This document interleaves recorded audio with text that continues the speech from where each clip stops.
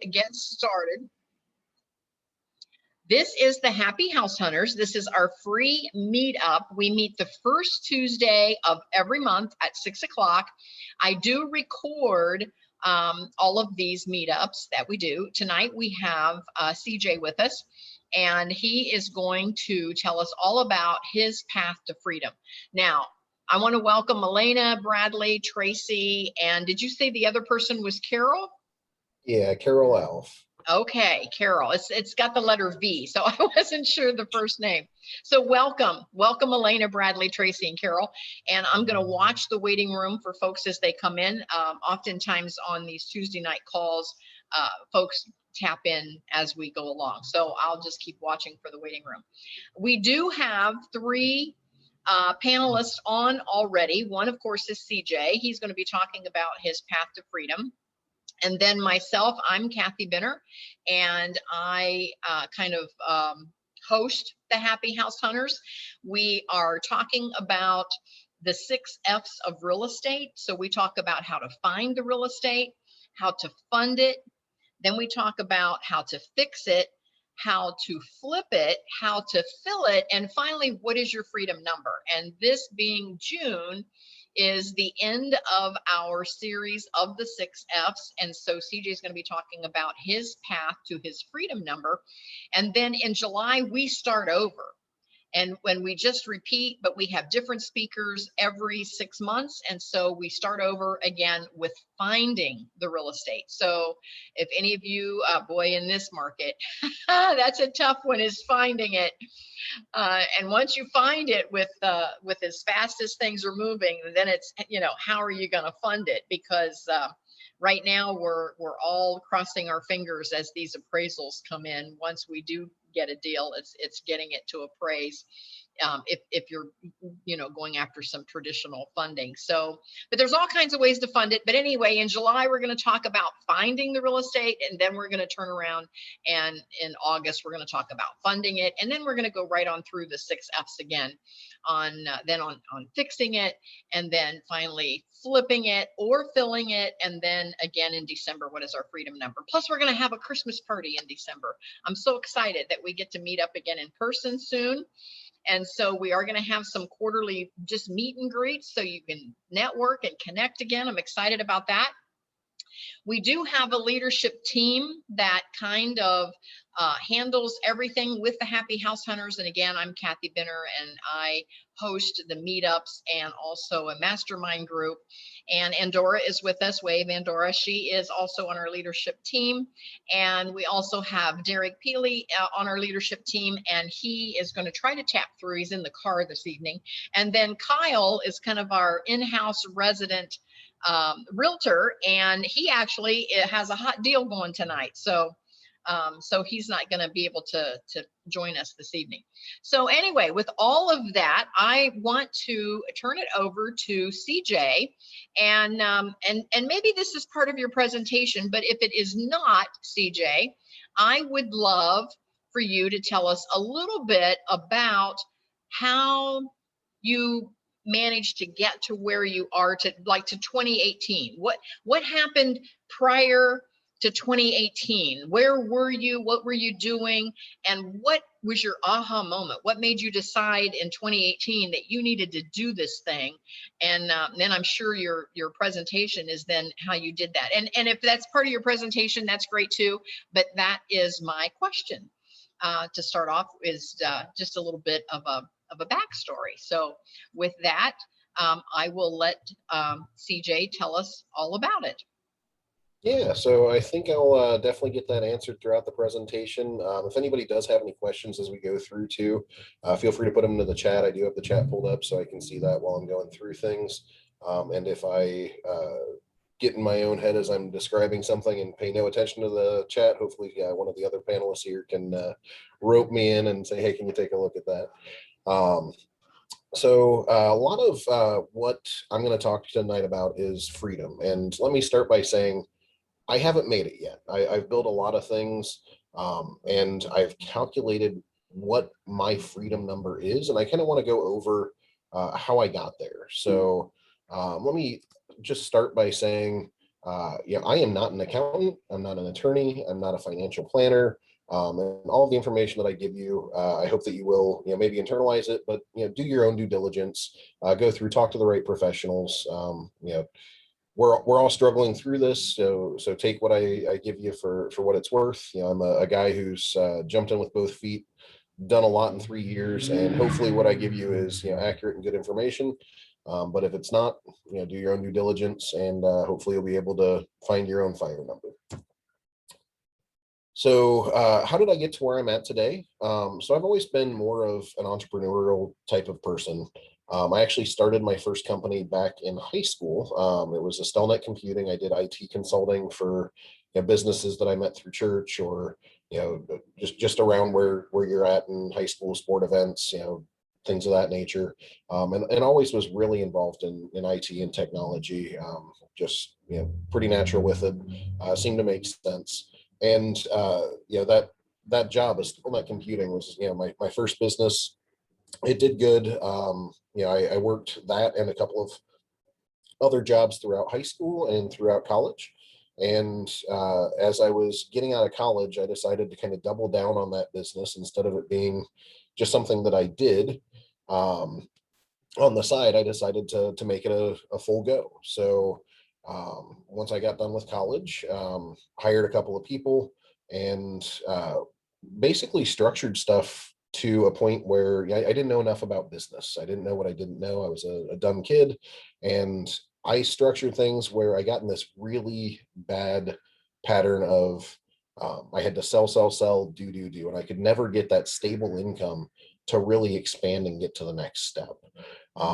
So I had a pretty decent lifestyle business, and in the 2008, I actually lost a couple of my biggest customers, and not knowing enough about business, not knowing, not having or maybe too big of a heart to have my full-time employees that I had on payroll. I was the provider for them and ultimately for their families. And I held on to them a lot longer than I probably should have as I was struggling. And by 2011, I was actually almost bankrupt. So, um, I kind of did some self-reflection. I started talking with a business coach that kind of helped me realize some of the flaws in my design of the business, and kind of taught me that value of the recurring income. And as I started to reflect on where I was at that time, I was working 100+ hours a week. I was in excessive debt. I owed money for everything. I had no assets to show for it. Just a really bad position. And I said, I'm an able-bodied individual. I got myself into the mess that I'm in right now. I need to change something in my life to do that, to move forward and get back on the right track. So I ultimately decided I never officially closed down that consulting company. I still do a few things here and there. It's definitely that side organization at this point, kind of like it started out to be.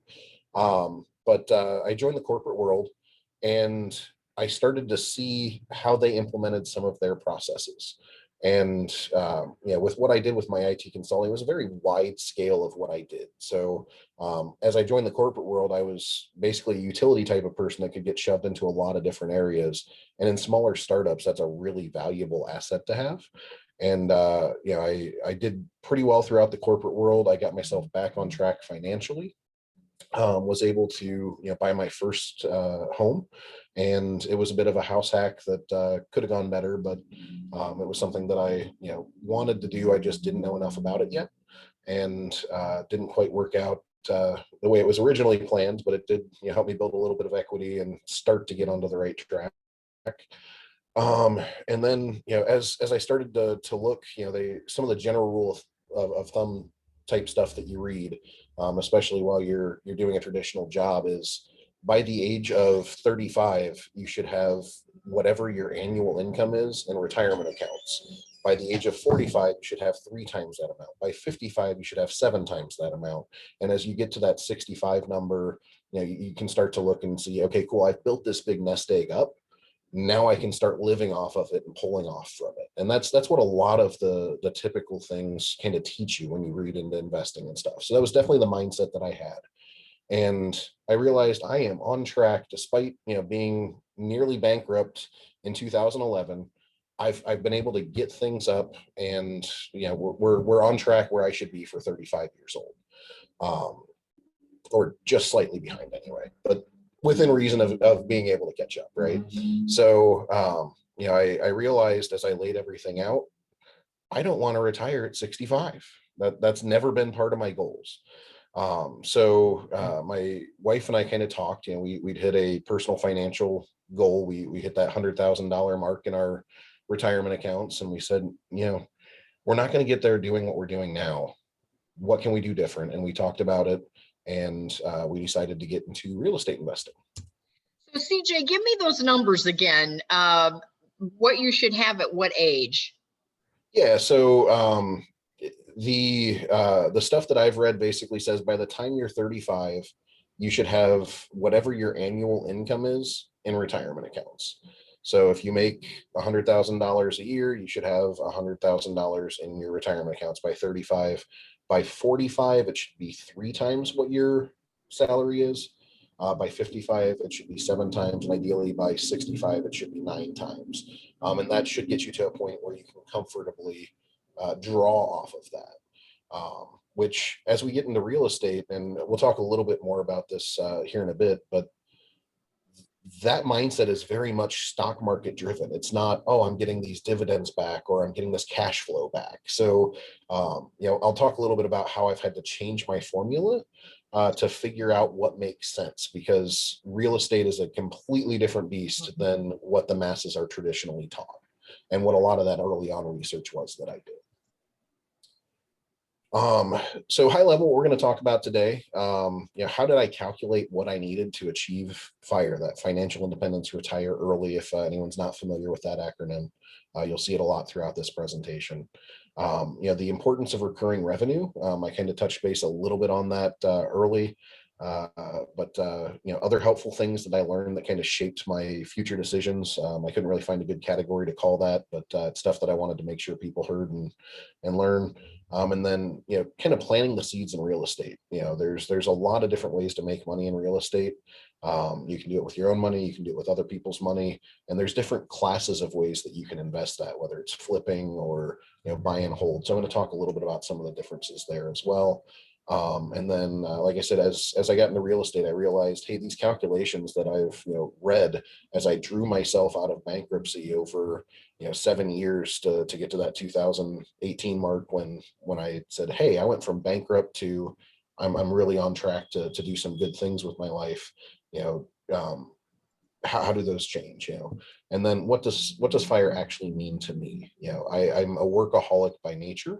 So when I don't have to work anymore, what does that mean? So that's kind of the high level of what we're going to go through. Like I said, if you have any questions along the way, feel free to speak up or throw it into the chat. Yeah, we have a couple newbies that just tapped in. Tell us again what the acronym FIRE means. It stands for Financial Independence, Retire Early. Okay. So basically, it's an acronym for I don't have to work if I don't want to. So how did I know when I'd be able to achieve that? Which, like I said, I have not yet achieved that. I apologize for the semi here. I'll try to mute for a second. As you can tell, I cannot afford the high rise where road noise is not available through my microphone quite yet, but happy with the office space I have. So how did I know when I'd be able to FIRE? I laid it out. It's all math. I love math. I'm a very analytical person. But one of the things that a lot of people teach that I don't like is they teach people budgeting. They say, hey, you've got this much coming in and you've got this much going out. And it's typically on a monthly scale, and you lay it all out and you should have this much left over. Well, I can tell you what, I'm not responsible enough of a person to do that. I'm not. Okay. So one of my favorite movies is Tommy Boy. You're either growing or you're dying, right? So I like to look at things instead of saying, hey, this is my budget. A lot of people are going to take, if you look at this spreadsheet, I've laid out, when I was getting paid on a, first and 15th or whatever it is, I would actually lay that out into a spreadsheet every pay period that I have. And what you're going to find is you typically have more bills on one pay period than the next when you've got a day job. So when I hit a pay period where I've got $1,250 left over, I'm looking at my bank account thinking, hey, I'm doing great. I'm going to go out and I'm going to spend that. And then the next pay period, it's $500 short. And it's really, really easy to get yourself into trouble when you look at, things on a per pay scale like this, which is, in my opinion, better than that monthly overview. So I actually have this spreadsheet, and this is a very simplified version of the spreadsheet, obviously, but I projected this all the way out to 65. And what I do with this spreadsheet is I try to find those areas where, hey, I've got a big negative amount right here. What can I do to make this different? What can I do to soften this blow so I don't ever get over secure in what I've got or what I don't have? So I looked at it and said, instead of having $1,250 to the good one pay period and $750 to the next, I'm going to go ahead and pay some of these bills early. I'm going to shift things around and try to get a very stable cash flow through my W-2 job. So in this example, you can see the red spots. I shifted that forward one pay. And now you end up with the same number. You end up with that same bank balance of $300. But you can see it goes, 200, 150, 350, 300, as opposed to these big swings, 650, 150. It's a lot safer if you don't consider yourself responsible enough to set back, or as you're trying to budget or look at things. It just makes me feel a lot better. And one of the other things is you start to lay these things out, you can start to say, cool, I want to set back money for these investments. So if I want to put, $600 a month back towards investments, this particular scenario, your income is, $4,000. So, take 15% of that. Let's get that invested. You've got $600, right? So, what typically is going to happen is that month where you have that negative $500, you're probably going to say, well, gosh, I can't set this money back right now.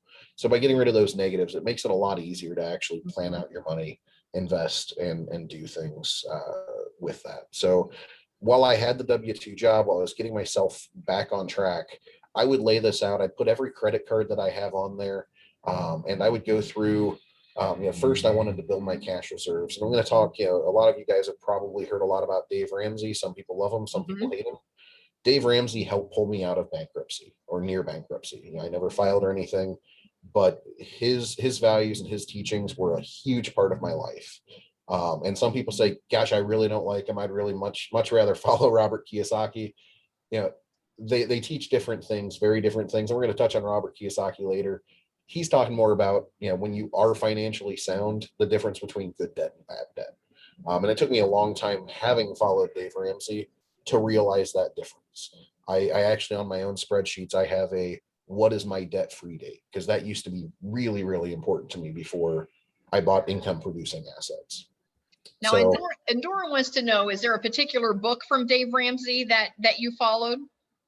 I am very much a read the highlights reel.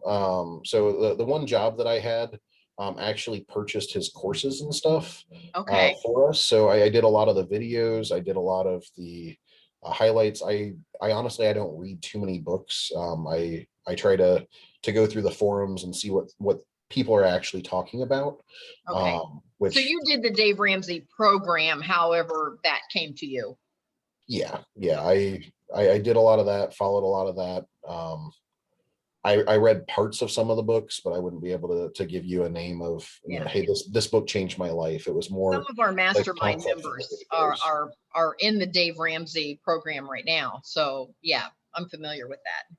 Yeah, so a lot of great stuff. And his basic principles are, build your cash reserves so that you don't have to use credit cards anymore. And then you're going to pay off the credit cards using the snowball method. He typically recommends that you start with your smallest balance first so that you can see, hey, this got paid off. Now I can shift that over to that next thing. That may or may not be the best case when you look at interest rates and things of that nature. I'll let you do your own research on that. But build your cash reserve so you're not using credit. Pay off those credit cards, and then as you pay one off, you're going to roll that to the next credit card. Well, as we look back at this type of projection, it's really nice when you've got that stable income from a W-2 job to be able to project out and say, gosh, when this credit card's paid off, I can put it here. And when that credit card's paid off, maybe I want to vary from the program a little bit and I want to kick up my retirement investing, or you can play it out and see what's actually going to happen. If you get it in your head, hey, I need a new car. I'm tired of fixing this thing up. It keeps breaking down. Put a new car in the spreadsheet. See what those payments are going to do over time, and help make that decision, because you get to see that longevity of what's a $10 a month difference or $10 a pay difference when you put it into this account versus that account, and it really starts to add up. Just how that cash flow looks from raises, you can plan things out. Okay, cool. I normally get a 3% raise every, annual cycle I have in October.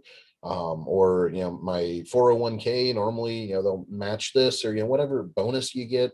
Plan those things out, lay it out. When you get that bonus, gosh, I can pay off this one whole credit card with this bonus, or, whatever it is.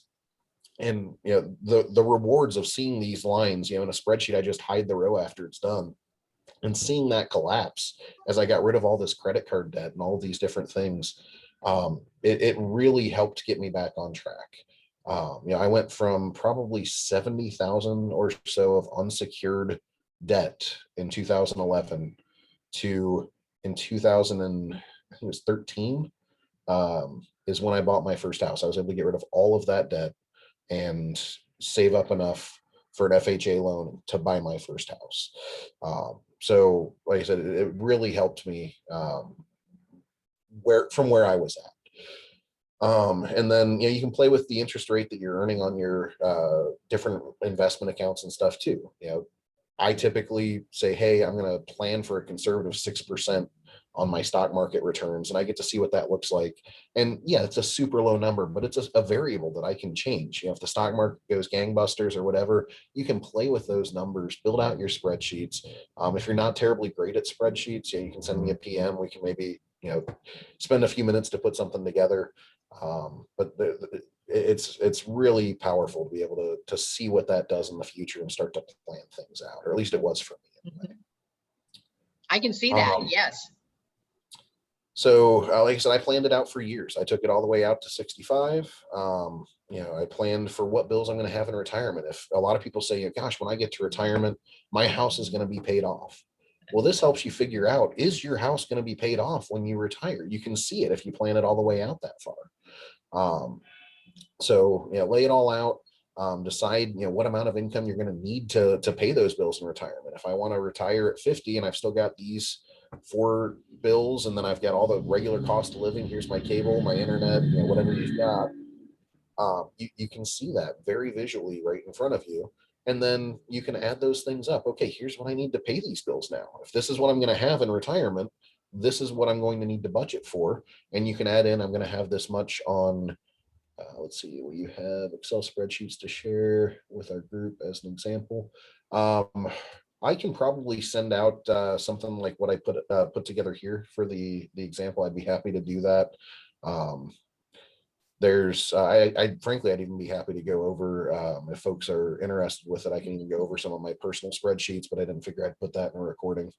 And this is also being recorded too, so folks can go back through and take a look at what you have on this particular spreadsheet. Yeah.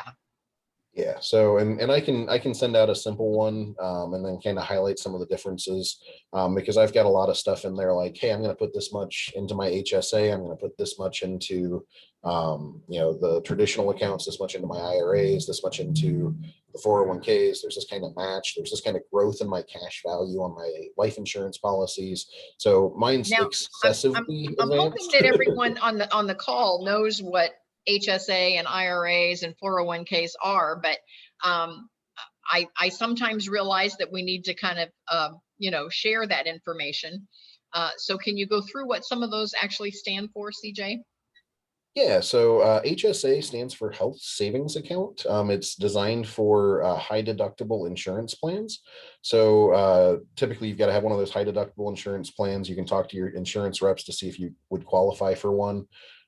It's really advantageous. It's a way that, especially if you've got a day job, you can put money into that tax-free. And it will help reduce your income that you've got, kind of like a 401k or anything else. And it's specifically designed to be able to be used for medical expenses. I actually have one. yeah, it's a super great plan. And they tend to be, using it in conjunction with a high deductible plan Mhm. typically is a way to get lower premiums if you are leaving the day job and searching for plans of your own. That's something you probably want to consider as well. But many employers offer the high deductible plan with the HSA. A lot of them will even do contribution matches, and you can actually invest the money that you put into there too and get returns out of that, almost like a separate type of investment account. So um, again, it's specific for health and medical expenses, dental, vision, and health. So a great investment tool.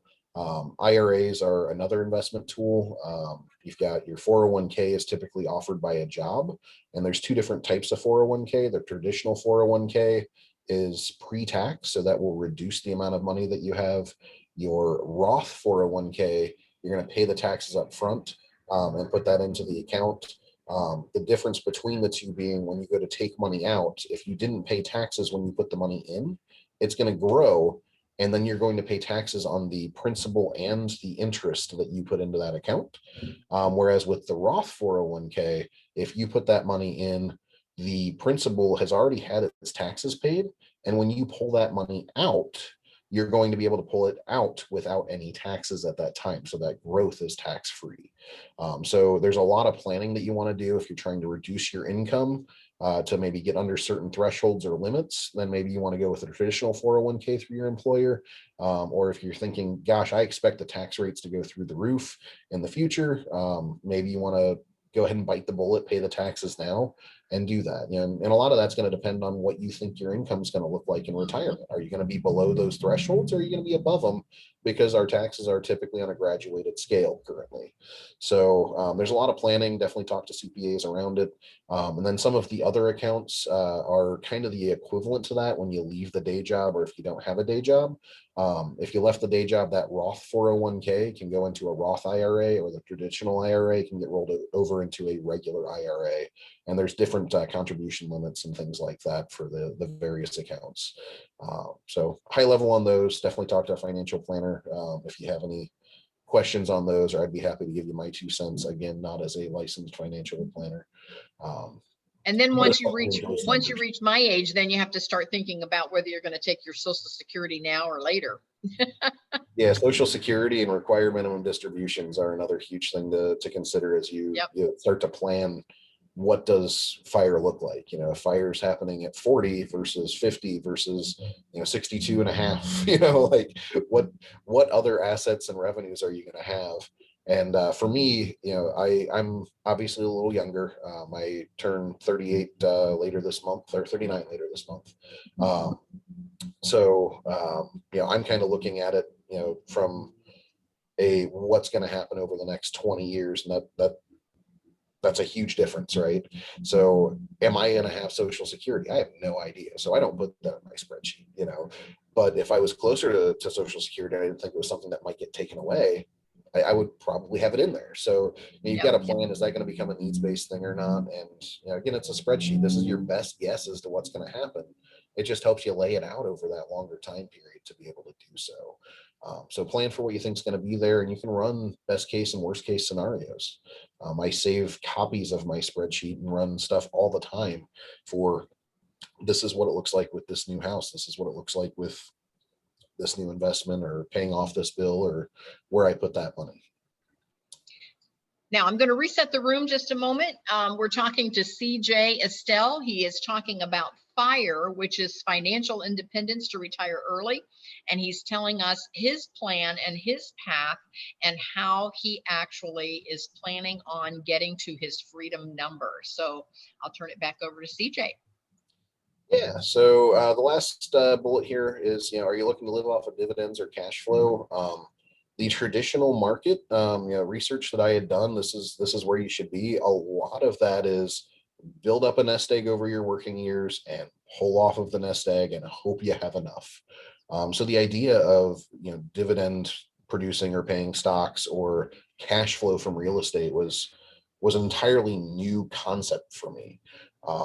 So we'll talk a little bit more about that down the road. But and then one of the other things too is what happens in a down market. I like to be very diversified.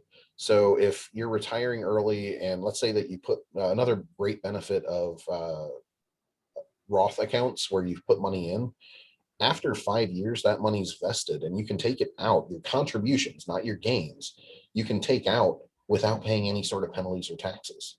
So if you want to retire early and you can put that money into a Roth account, well, gosh, I can start to take that money out before I'm going to get the various penalties or things like that.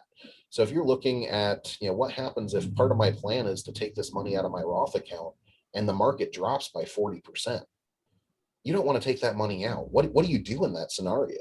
For me, I have another conservative investment. So my stocks are set really aggressively, but I have, and this is a controversial point, you'll hear a ton of financial planners tell you this is a terrible idea. So I'm going to call that out. It depends on how you use it. Life insurance, there's whole life insurance where you can actually build up cash value over time. Some people will say it's better to just invest that money in the stock market and buy a term policy. If you're using it as an investment vehicle where you build up that cash value and you can borrow against it, when that stock market hits a 40% drop and I'm pulling money out of the stock market, I can stop that or reduce myself to the required minimum distributions. And then I can take money out of my whole life insurance policy. And it basically is that Monte Carlo scenario. You're never taking money out when the market's down. And that money I take out from my life insurance, I technically never have to pay it back as long as my premiums continue to be paid until I die. So it's a great way to do it. Again, you will definitely hear adamant arguments on either side of that particular investment strategy. Take it for what it's worth. But so my goals before I got into real estate, kind of talked a little bit about this. My personal goals were I never wanted to touch the principal. I wanted to get to where that nest egg was not something that was going to be depleted. And that would allow me to live off of the interest and be able to create generational wealth for kids. I wanted to plan a conservative average growth rate of 6%. Should I be able to outperform that? Hands down, yes. But I wanted to be on the conservative side with my numbers. I plan to contribute 15% of my income toward investments while working. Those investments are not all stock market. I have them all over the place between life insurance or real estate or, stocks, pre-tax, post-tax, cryptocurrency. I try to have a very diversified portfolio. And that does include employer match as well. So, and then I wanted to be able to weather those stock market losses while in retirement. So that's part of that strategy I just talked about with myself. The money could be spent far better ways with far better returns. For me, it's part of that conservative approach towards my own investing by putting that into whole life insurance. And then, one of the goals was to have the same lifestyle or better that I had while I was working. I don't want to say, cool, I can get by with this much and I can't go out and golf, or I can't go out and have fun, with friends, or, maybe I want to eat out every meal, whatever it is. Like, I don't want to be stuck eating cat food at home. Right. So, as I evaluated all those numbers, I looked at where my expected expenses would be in retirement. I was able to come up with a number that, fitting all these needs was $3.7 million. If I had $3.7 million invested at 6%, I would hit all of the above goals and be able to leave everything and live a very, very comfortable life. Now, in real estate, that's really not that hard to do. No, I mean, think about, even a very inexpensive property these days, you're getting close to maybe 100,000. And so I don't know, what's the sweet spot now? I think real estate purchases right now for somebody's home that they want to live in is closer to the $300,000 mark in Central Ohio. I think that's what's flying off the shelf the quickest, is in that range, that 250 to 350, somewhere in that range. So it doesn't take a lot of properties to reach $1 million worth of real estate. And so when you add your other investments in there, 3.7 million is a very reachable goal these days. Mm-hmm. Absolutely. And as you start to look at FIRE, me at 30, 38, almost 39 years old, if I don't want to have to work, if I can't take money out of an investment account because, I'm under a certain age or things like that, how do I plan around that? So that's why I've got to look at these various, other mechanisms to say, hey, maybe I can put it into a Roth and then I can pull that out, or maybe I can live off of life insurance, or hey, I've got cash flow that gives me everything that I need. I was able to get that cash flow up to where this is adequate enough. And in that same time frame, I've got tenants that are paying down principal on all of these properties. The cash flow is free and clear above that. So, like with my own personal portfolio right now, I've got right around $60,000 a year that's going towards principal on my various loans. Right, right. I could never begin to touch that type of investing at a day job. I mean, I'm thrilled with where it's at. So Yes, I get that. I get that. When I look at my portfolio of investments, sometimes I'm shocked. it's a really fun number to look at, is what goes towards principal. So that might be one of the tidbits to take away as well. It's an illiquid thing, but eventually it becomes liquid, right? It gets paid down far enough, and hey, you can have a non-taxable event and take a loan out against the property. And this $150,000 property, you can go pull $110,000 out. It's still going to cash flow, and you just got a free $110,000, and the tenant pays it off again. So you can use that for acquisitions. You can use that for a big trip. There's all kinds of stuff you can do with it.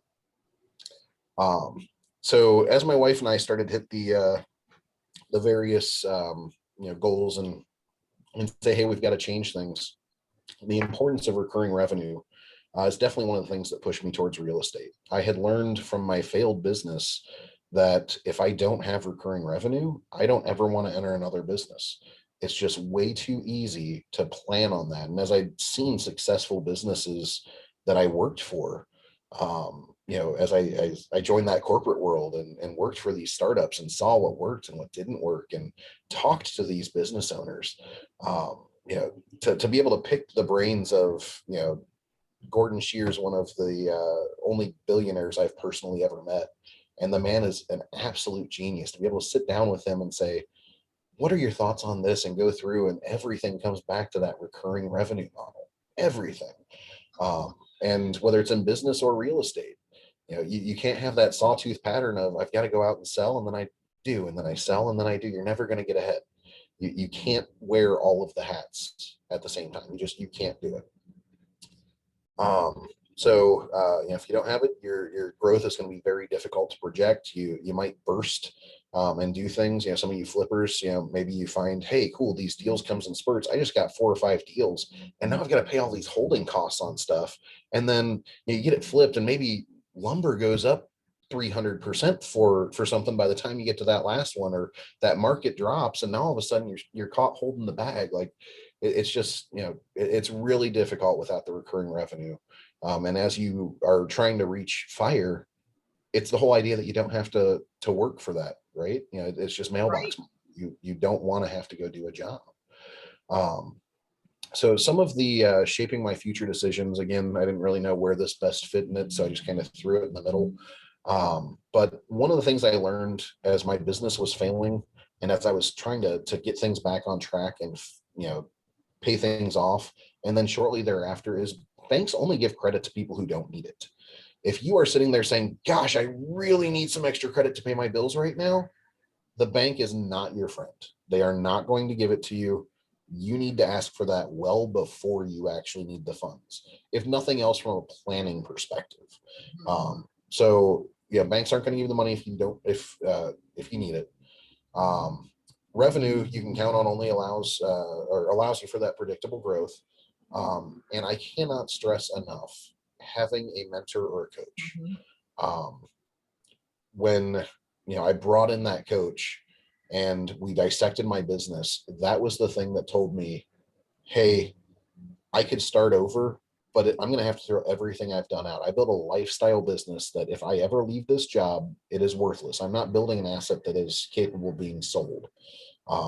It's solely a lifestyle business. I'm not going and working for somebody else. I got that going for me. But I'm a slave to all of the customers that I have. And when something happens, I've got to go run. The business coach taught me that. And frankly, when I got into real estate, I had no idea what I was doing. I didn't do nearly enough research. I was like, rich people, they do real estate, it worked.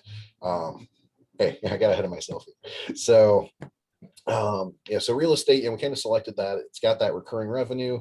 There's four major ways buy and hold investors can make money in real estate.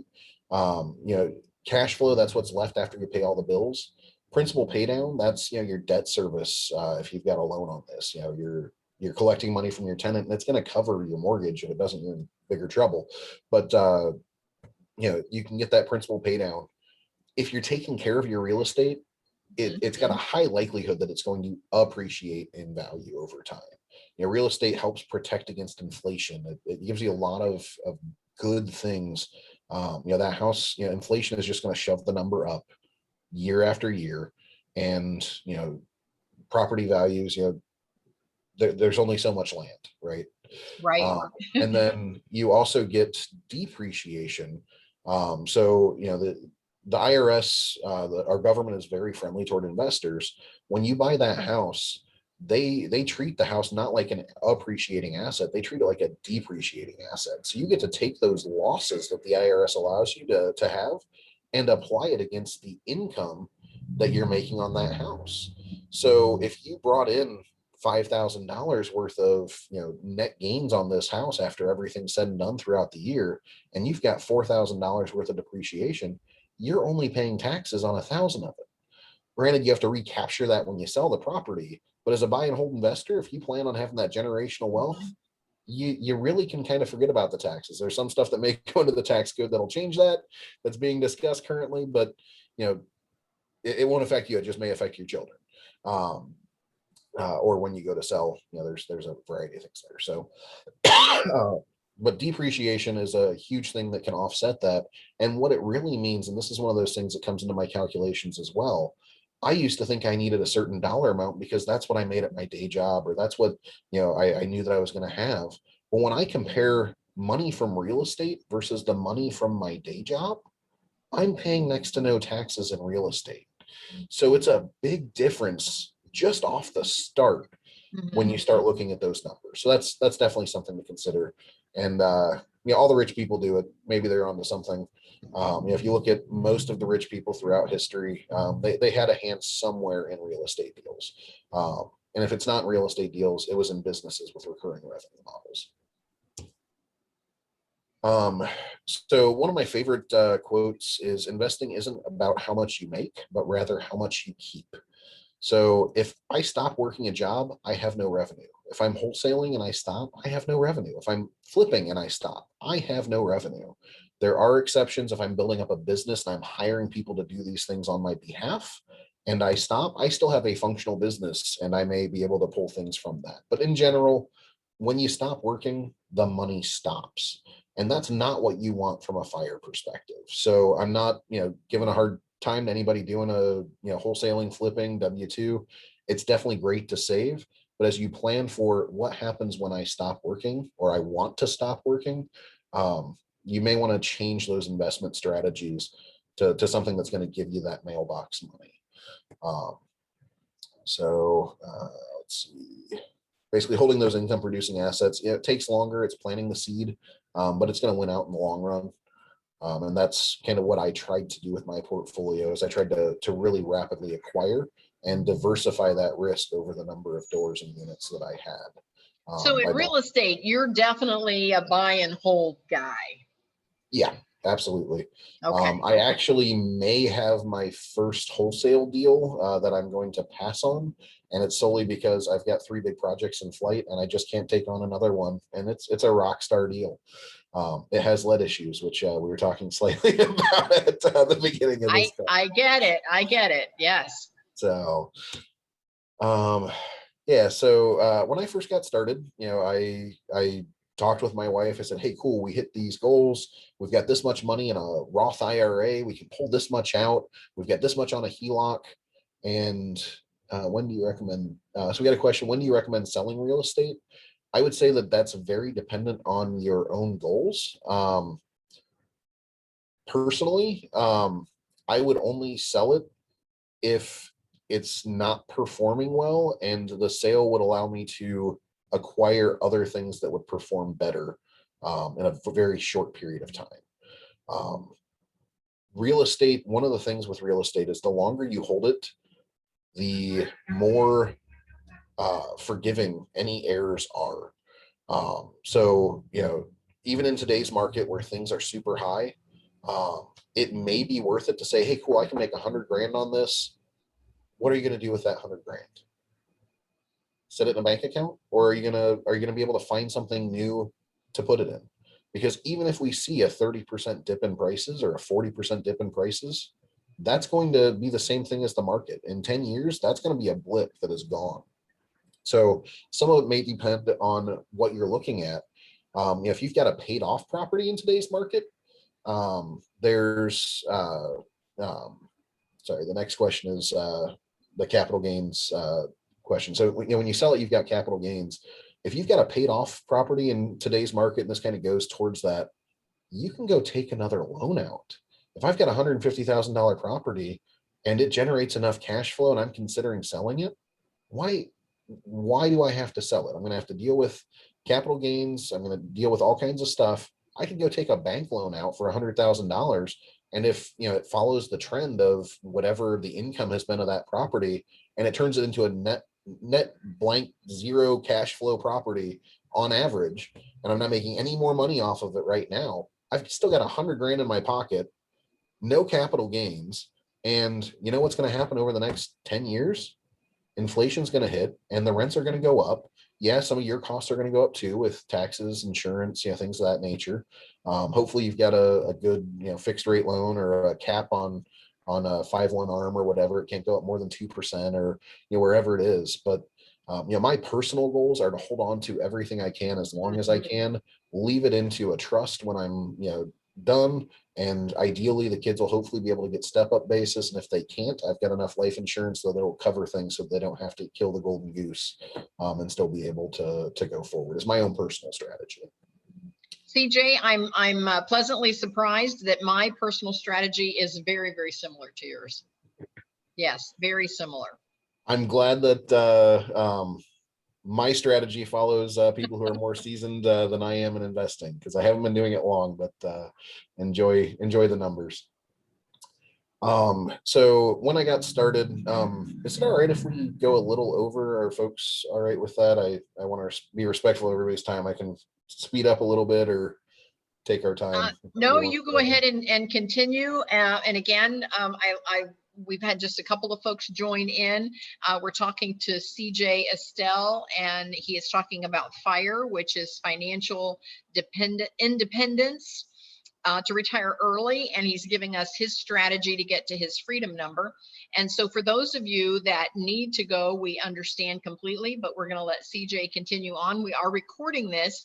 And so for those of you that might have to jump off early, I do want to tell you that the recording is going to be in the Happy House Hunters Facebook group. And so please feel free to go there and click through for the recording. So with that, I'm going to turn it back over to CJ. So as I got started, I kind of looked at those accounts that were more liquid, the IRAs that I could pull money from, the home equity line of credit, things of that nature. And I bought my first couple of properties. One was a terrible buy. I didn't even know it. The other, I lucked into a pretty decent deal. The third one was absolutely abysmal. And it was around that third one that I started reading about the BRRRR strategy, buying distressed properties, fixing them up. It was around that third one that I found a mentor to be able to start to teach me the way to properly crunch numbers. It's not just principal, interest, taxes, and insurance. You're going to have repairs, things like that. And I really started to gain an education. And the next couple of properties that I was able to buy were performing really, really well. That first property that was a bad deal, I was able to actually get those tenants out, fixed it up, and it turned into a all right deal. The third property that I went $35,000 over budget on my first ever BRRRR, learned a lot of stuff from that. And I was able to actually get rents that were about $150 a month higher than the typical rents that were in that area.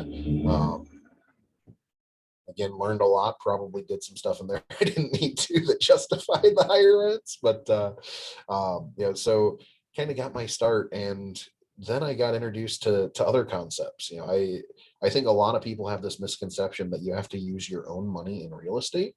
You just have to have a good enough deal that supports the holding costs. So if you can find these deals that you can say, you know what, this is going to be worth $70,000 when it's done. It's going to appraise for $100,000. If I can buy that for $50,000 and put $20,000 into it, when I go get that bank loan, I'm going to be able to pull a 70 or 75 or 80% LTV. And that's going to pay for everything that I spent on that property between acquisition, between rehab, and between holding costs, and possibly even give me some extra money up front on the deal. And then I can turn around and still have monthly cash flow on that deal afterwards. And those deals are hard to find. That's what everybody's looking for. So yes. So there's a question, can I find those in this market? Absolutely. Um, I just closed Tracy's on here, so he's going to love the fact. I know he's been searching for some storage units.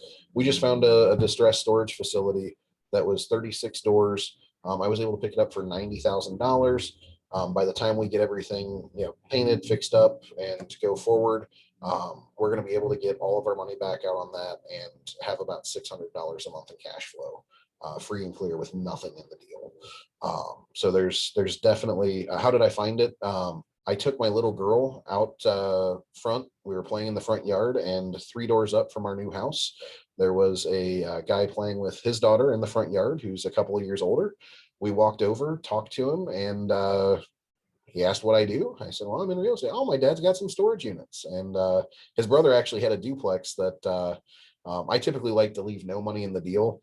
And his brother had a side-by-side 3-bed, 1-bath, and he wanted about 10. I'd had to leave about $10,000 in the deal, and I ended up passing on it. He put it on the market for $20,000 more and was in contract 4 hours later. So I probably should have wholesaled that one. But yeah, the deals are there. You just got to talk to people. I was in the post office, saw somebody I hadn't seen in probably 15 years, talked to him. What are you doing? Oh, I got into real estate investing. Really? I've got a house I was just getting ready to sell. I caught him before the realtor. He wanted some extra money, or he wanted more money than what I thought the house was worth. So I said, how about this? If you let me, assume the loan, or if you land contract it to me, I'll pay the loan and I'll pay you. And, between the interest that you have over the next 2 years, you're going to get what you need out of that property. So I bought the property for $85,000. I put $15,000 into it. 2 years later, I just got the appraisal, and it came back at $150,000. Pulled all the money out, and the deals are there, even in this market for sure. So you just got to talk to people, tell them what you do. Don't be afraid to get out, talk to people, meet new things. That's why I love talking in groups like this, going to as many meetups as I can. And you're going to find people that want to invest their money. When you talk about using other people's money, I'll pay great interest rates on that money to be able to save my money as a cushion to make sure that everything's good and that I can honor all of my obligations.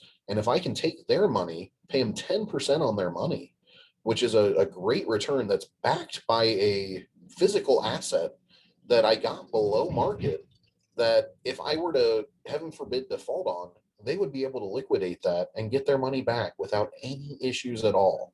And a lot of that comes to, one, being able to identify good deals, and to build that track record of being able to go through it. But if you can do those things, you're giving them a great return on their money. Yeah, They're because giving they're you getting the a ability to grow. 10%. They're getting Yeah. what, a 10% return at this point.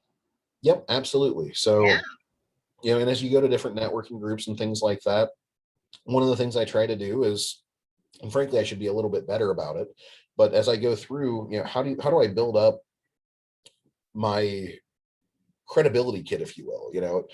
How many deals have I done? What kind of turnarounds have I done? And that's why I'm not afraid to, I'm probably way too liberal with showing people my own personal finances, but some of that comes to the personal credibility. I found this deal, a year ago. I got a great deal on a commercial office building that I was able to get a seller second on, to be able to walk in with no money out of pocket on a building that, it was distressed. It was, below market rents, only about half rented. And I was able to increase those rents. And with commercial appraisals, they are based on the amount of revenue and profit that a building generates.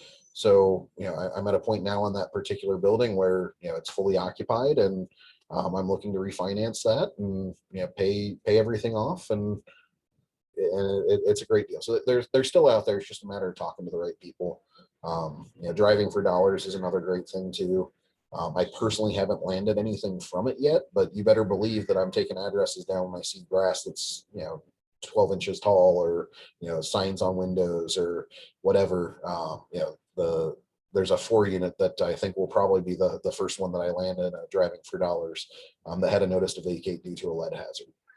So those types of things are kind of where I find those deals, and using other people's money, especially if you can do like a subject to type of loan where you get well, we're getting into funding. Today's about freedom, so I'm going to rope myself back in here. A lot of great stuff. I enjoy No, I get that. And that's and that's one of the questions that folks have, is that how did you actually expand so quickly in the amount of time that you've been doing this?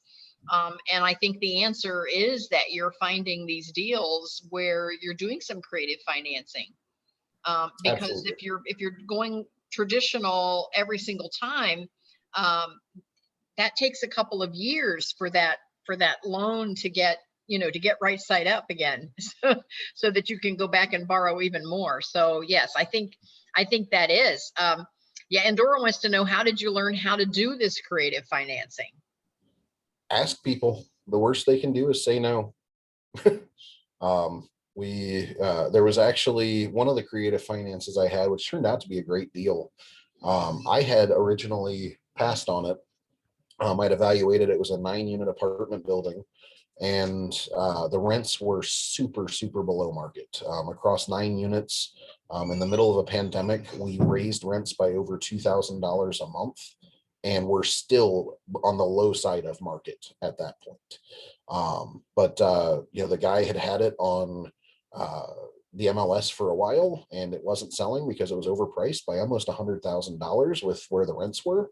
And I had somebody from Columbus reach out to me and say, hey, I think this could be a great property. I'm not really finding anything in Columbus that makes sense. Um, would you be interested in? And I didn't have a partnership in the brokerage or anything to be able to manage for other people. He's like, I'd like you to be able to manage it and take care of it in Lancaster. If we did pick it up, would be interested in helping us write something up and starting a partnership. So we started a partnership. I got 20% of the company. He paid all of the money up front that we were going to have to pay for it down, or he had agreed to do that. And I said, well, let's write up an offer. Let's write a letter of intent with 3 different options. Here's what it would be if we did traditional bank financing, where we've got to get appraisals and everything else. We can only give you this much. If you're willing to do a seller second on it, we can give you this much. And if you're willing to owner finance it, and we threw out 100% owner finance on it, we'll give you your asking price. So we gave him his asking price. He owner financed the entire deal for us. We ended up having to bring $18,000. We agreed to pay since it was listed with the MLS, we agreed to pay the realtor fees and his conveyance tax. We basically wanted him to have to come to the table with no money for the closing. That was, we'll take care of that. You can deal with your own capital gains or whatever. We actually offered to do it via land contract, which would have stretched his capital gains out. And for whatever reason, he decided to go with a true owner finance, which is better for us. But it's just a matter of asking. I do a lot of letter of intents with multiple offers, and I always have an owner finance solution in that list when I send it. And if you think about it from a sales perspective, as you're talking to people, when you give that owner finance option, you can tell them, hey, if you sell this house, what are you going to do with the profits? You're going to make 100,000 or 50,000 or 75,000, whatever it is. What are you going to do with that? 9 out of 10 people are going to say, I'm going to invest it. Well, if you have the opportunity to invest it, why don't you invest it in something that already performs? If you invest it in this property with me, if I default, you get the property back that you already know works. So it's a really powerful sales tool. A lot of people just don't think about it until you put it that way. I've learned a lot. I'm going to try that strategy. Don't try it on deals I'm bidding on. No. I get it. Nope, not at all. No, There's, I'm there's, just playing. no, there's plenty of deals out there. There really are. Yeah. And that's what I love about our community and dealing with other investors. Most investors are completely willing to talk to you and to coach you and work with you because there are enough deals, even in today's climate. They're not as ready as they were, but there's still plenty of deals out there if you're looking. So originally, when I was calculating things, I was, not looking at the dividend or cash flows. So I definitely had to change my formula as I'm looking at, well, gosh, I'm getting to the point where I've almost got enough cash flow to be able to pay for things and never touch my nest egg that way. That's a completely different way to look at it. I've got over half of what I make at my day job per year, going towards principal each year on these various notes. I could never hit that type of stuff trying to, I'll see somebody take 50% of their paycheck and shove it towards investment. It's just not going to happen. I have the ability to take loans out against these paid off properties without a taxable event. That's a huge benefit as I've heard the strategy. I want to buy one house per year for 30 years. And then when I get to retirement, I'm going to sell them. Why sell them? You can get a loan against it, not have any capital gains, and pass it on to your kids. So a lot of great strategies with that. The income I get, is largely offset by that annual depreciation. I don't need the same amount of income from real estate as I do from my W-2 to have the same lifestyle. So that was an eye-opening thing as I started to really crunch numbers. And frankly, my net worth has grown more in 3 years than I could have ever imagined. Between regular appreciation, the principal pay down, finding these good deals, hiring people so that I can focus on finding deals and other people can go swing the hammer and get these things fixed. If you buy the right deals, you can afford to pay people to do the work. You can get them over there and you can focus on what you're good at, which is finding deals is where you're going to make the most money, in my opinion. So what does FIRE mean for me? I'd like to work only when I want and only on what interests me. I'd like to build enough passive income to start my own R&D company. So I am an IT geek. I've got a huge list of various inventions and ideas that I've had. And, every year or two, I see one of them get picked off. Somebody else created the thing that I said would have been amazing. And you know what? They got off of their ass and they actually did something about that idea, and I haven't. So, part of my goal is I want to get to about $500,000 in passive income so that I can hire 3 or 4 people and have a small R&D company to say, you know what, if this idea takes off, great. If it doesn't, who cares? Let's try another one. And Tell the folks what an R&D company is, CJ. Research and development. So, my personal thoughts, as I get to that next phase in my life, which will hopefully be in the next 3 to 5 years. It is kind of like Shark Tank. I actually see it being more of a, what I personally see is I'm going to try to go through all my various business ideas that I think are good. I'm going to try and get those up. And then I want to be kind of a mix between an angel investor and Shark Tank. People that go on Shark Tank, they already have an idea and they're trying to work it. I want people who have that brilliant, million or $1 billion idea that are never going to do anything with it. The people like me that have just set it on a shelf somewhere and they're not going to get to it, at least me in my current phase of my life. I want them to come to me and say, hey, I've got this idea. And I'm going to say, I'm going to give you 5% of this company. Now go away. I never want to see you again if I like your idea. And I want to build it. And if I think it's a great idea, they're going to get paid. They're going to get, lifelong, money coming in from that and never have to lift a finger is kind of what I see from my future. If I can get my R&D to where I'd like to be. As I've surpassed the, $1 million net worth, I actually have set my next goal to be at the billion mark. And I want to be a billionaire by 60. And while it's possible to do it with real estate, I think that growing businesses is likely going to get me there faster. So the likelihood of being able to develop a $20 million company or a $200 million company and sell that off or get royalties, in perpetuity, and then do another one. That's how I see me accomplishing that. So like I said, I'm a workaholic. As I FIRE, it really doesn't mean I'm not working. It just means I'm working solely on what what matters to me, what I enjoy. And that can be a different thing every day of the week as I get into R&D and various business ideas. Um, I do want to travel with my family. I think it'd be really neat to show my kids the pyramids instead of having them read about it. We've got young kids that are very impressionable, 3 and 4. Then we do have some older kids as well. I want to get that traveling in. Hopefully that'll cause me to maybe become less of a workaholic. I've actually tasked some of my friends in teaching me how to have fun as I get to the point where I don't need to work.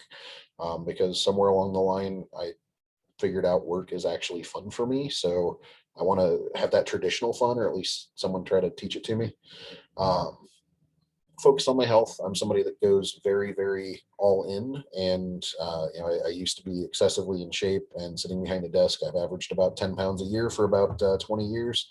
So you can tell what that does. I need to start to reverse that. Figure out, I guess reward myself for some of the 80 to 100-hour weeks that I've been putting in for the last 20 years. Maybe I can actually convince myself to slow down. Um, and as if you want to, another good quote too is, if you want to buy something, buy an income producing asset that pays for the thing you want instead, because then you have both at the end. So um, that's kind of what FIRE means for me and how I think I'm going to get there. And if you didn't notice, the first picture was from Tommy Boy. This one is as well. It is one of my favorite movies of all time. So if there are any other questions, I'm happy to answer them. I love it. CJ, thank you so much for sharing. This has been wonderful.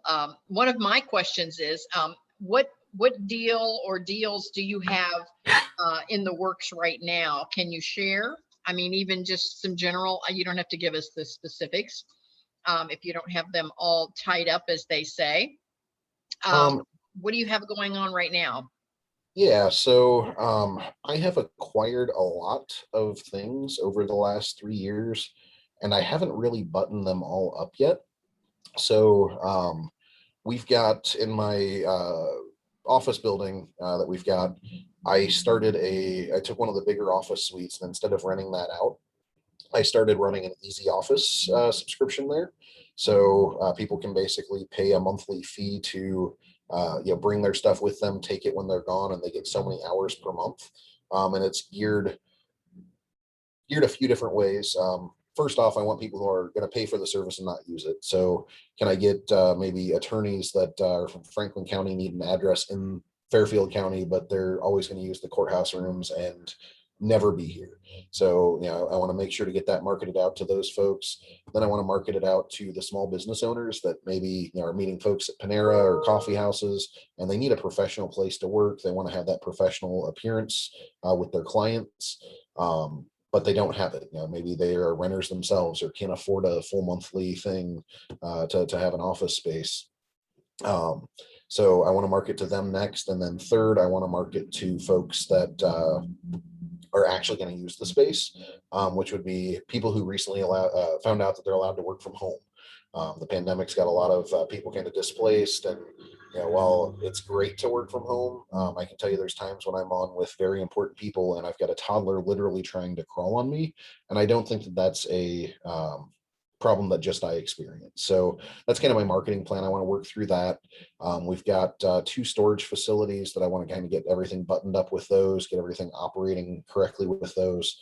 I've got a 4-unit that I'm trying to figure out if I want to get my company license to do lead abatement on, because I think that would be much more affordable and give me another venue for earning funds. As I get ready to leave the day job, I see myself working more on the business aspects, trying to get maybe my guy who's been my main maintenance guy moved more into an administrative role over other maintenance guys, kind of grow the various businesses. We got listed as a vendor for the county to be able to work on various grant projects and things like that they pass out. So I see some of my focus kind of shifting towards building the various businesses that I have inside of my real estate portfolio, more so than acquiring new things. But I'm always talking to people, and as deals fall into my lap, I'm going to move forward with them. And I also have back in November. I got everything set. Carol Alf on the call today is the broker of Focus Real Estate and Focus Realty and Management. Carol, Brian Gibson, and myself partnered up and started a property management company. So, we're looking to grow that. I'm working with a handful of investors on there. I think we're probably going to be pulling in close to another 30 units under management here within the next couple of weeks. So, kind of taking some of the various businesses that I built to support what I'm doing and making sure that they're all well-oiled and operating the way that they should be is kind of where my focus is right now as I get ready to transition from the day job into freedom, if you will. So. I get it. I get it. And Dora wants to know, how did you learn how to structure deals the way that you do? Was there any kind of formal training, or was there a course or a book, or how did you come up with the systems that you're using? Is it just kind of you've collected maybe from a little bit from everyone? My systems are just kind of collected as I matured in the business. And my systems didn't come from any one particular guru, if you will. How about you? So for me, it was going to various masterminds and saying, hey, this is this deal that I found. What would you do? How would you structure it? Okay. Going to various networking groups saying, hey, this is what it is, getting input. And I think the biggest thing that you can possibly do is try to put yourself in the seller's shoes. Learn as much as you can about the seller. There's my own personal primary residence. The house was being sold. It was in a name of a business, and it was being sold as a power of attorney or through a power of attorney for the business. What is going on there? So my offers for that were very contingent on the different scenarios I could think that would cause that to happen. And they ended up selecting, okay, maybe the person's, getting ready to pass away and they care more about, the step up basis in the property, or maybe they care more about longevity with holding a note, or maybe they care about just getting the cash quick. Try to figure out those different scenarios and then write an offer very specific to each of those scenarios. On that particular one, they accepted my offer of $152,000 on a house that I put about $30,000 into, and it appraised for $290 4 months later. So normally when I look, I don't do a lot of flips. I'm a buy and hold guy. That was kind of my first deal, and it's my primary residence, right? So I'm not getting rid of it. But that was my first deal that, gosh, I can understand where some of these flippers are coming from. Maybe that would be a good payday, and it wouldn't make for a good rental. I wouldn't ever get the number of rents that I need to make this there. Well, and again, that would make for a good payday. But in today's market, what are you going to buy once you do sell for those kind of dollars? What is there to buy? Yep. And one other tidbit, I don't know if we do have some flippers in the room. If you're not doing this, you may want to consider it. But like there's a lot of stuff you can do with a Roth IRA, where if you put your own contributions in, or maybe you left a job and you took your traditional IRA or your traditional 401k and you moved it to a traditional IRA. If you're doing cost segs or things like that, you can actually take a huge paper loss on your taxes as a real estate investor. And you can move those funds due to that loss that you have from a traditional IRA over to your Roth IRA. And in 5 years, those are going to be considered contributions because it all came from the other account. So you can take all those gains and everything that you had from your day job, get it over into a better tax type of account. And then if you're buying, yeah, so it's something that I'm currently going through right now with, leaving the day job, being a real estate professional. Hey, let's cost seg this money. We can move those funds over, and then in 5 years, I can actually pull that back out. And if I wanted to do flipping, I would actually do flipping in the Roth IRA. So you can buy the homes in your Roth IRA, and then you don't have to deal with the capital gains taxes. Right. When you go and sell that, all of that is already tax advantage. So your taxes are paid, and you can grow really rapidly. And then all of the money that you put into that account 5 years later, when that's got its full vesting, you can pull that back out and continue to invest with your growth. So it's a really powerful way if you're doing flipping. Yeah, I definitely would suggest you try to search and read up more on that. Talk to the right folks in your circles. But a And of really course, for powerful. folks that are listening, am I correct, CJ, that you would have to have a self-directed IRA so that you could direct it to real estate? Yep. Okay, so we're on the same page there. Perfect. Wow, CJ, thank you so much. This has been great. Any questions from anyone? We still have a lot of folks on the call. If you have any questions, put it in the chat. Tracy says, great job as always, CJ. Well, I'm glad that everyone could make it on. And if you do have any questions too, my email address is, I'll put it directly in the chat here, but it's Yes, CJ yes. at upick2rent.com. Like I said, I'm happy to, if somebody wants to spend a few minutes or whatever, happy to help you set up a spreadsheet of your own, kind of show you maybe a little bit more of the intricacies that I build out into mine that wouldn't fit on a slide deck. If anybody wants the slide deck, I'm sure Kathy can send that out. I can send it Yes. over to you. Absolutely. I'm going to put my email on there as well. If anyone wants to connect with me, CJ, you can send whatever you have over to that email address. I'll give everyone in the chat a little hint. If you open the chat box and to the bottom where it says type your message here, if you click on those three little dots to the right, you can actually save the chat. And that way you don't have to try to write down anyone's information that they're putting in the chat box. You can just save the chat right there and it'll save it right into your computer or iPad. Andorra is on our leadership team. Andorra, you can put your email in there if you wish, if anyone wants to connect. And she can help answer questions as well. She's an investor as well. We've had a good group here this evening and some great questions. And I'd be remiss if I didn't throw it out. If you have any properties that are you're considering property management for, I'd love to chat with you about that. Or if you're sitting on a pile of cash, you're not able to find the deals yourselves, I'd love to talk to you about being a private investor and helping you get those funds invested in a deal that's going to be rock solid and backed by physical real estate. Absolutely. And because you are an investor, you understand what another investor is looking for. So that is a huge advantage. So for those of you on the call, please contact CJ. For those that do have to jump off, we've been on the call now for almost an hour and a half, and we will post the replay in the Happy House Hunters Facebook group. Happy House Hunters Facebook group. So all you need to do is jump over there, and later this evening or sometime tomorrow, you can actually click through on the replay, especially if you want to take a look at CJ's charts again and some of his insight. And then you can even, as you're watching the replay, you can actually even do some screenshots if you want to save some of that information as well. Again, in the chat box, click the three little dots where you type your message and it says save chat. And CJ, thank you so much. Any final words of wisdom you want to send us off with?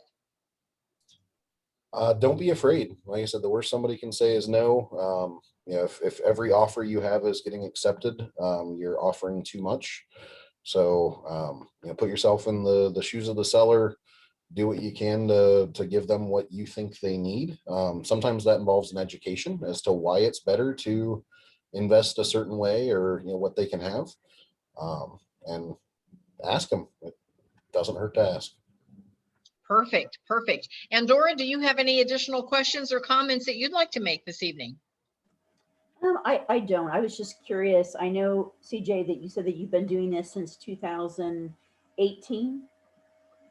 Yeah, I closed on my first house April 1st of 2018. My And first investment property.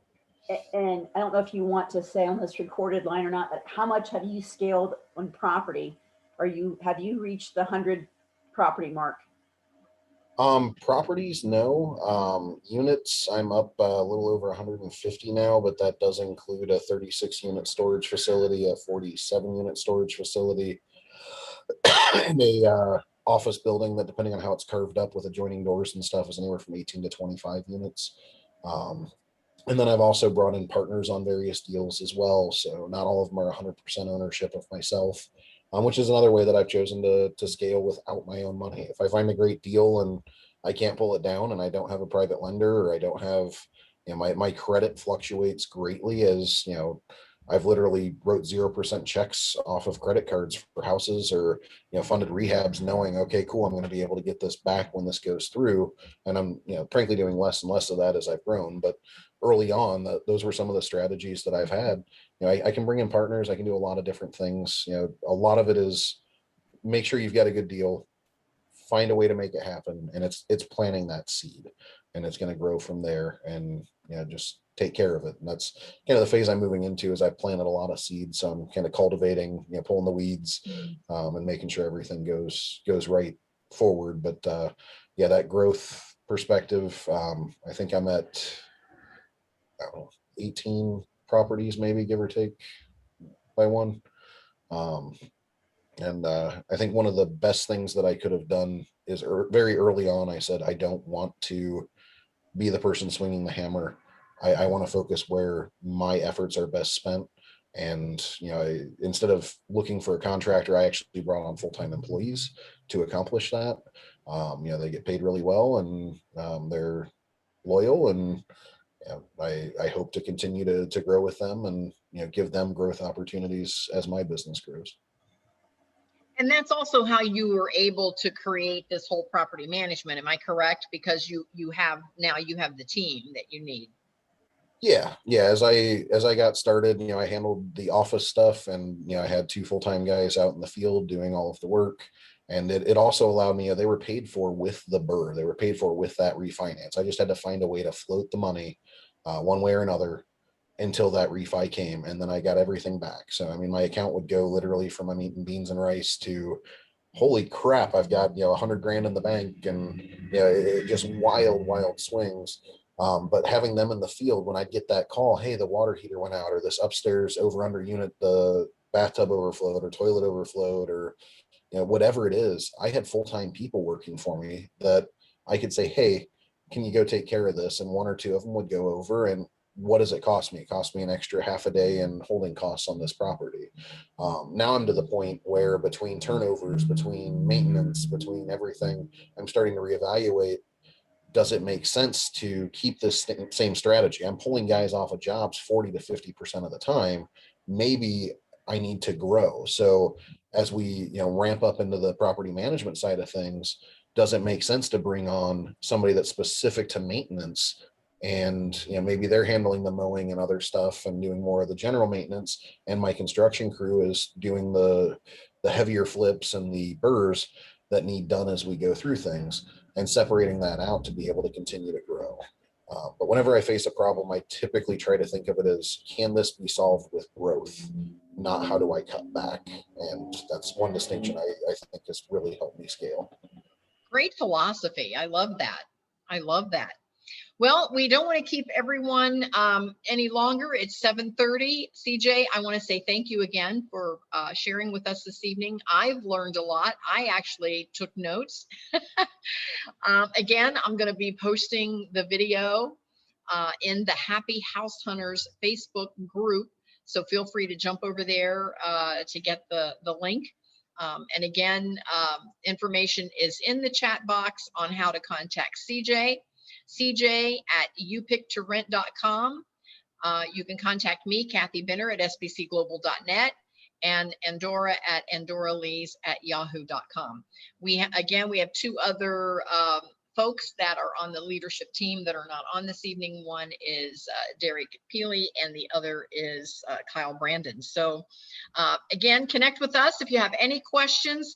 You can also reach us through the Facebook group as well if you have any questions, and we can hook you up with CJ if you if you didn't get that information this evening. So again, thank you, CJ, and we will be talking to you soon, and I'm going to keep you on my roster so that we can talk with you on a different topic as well.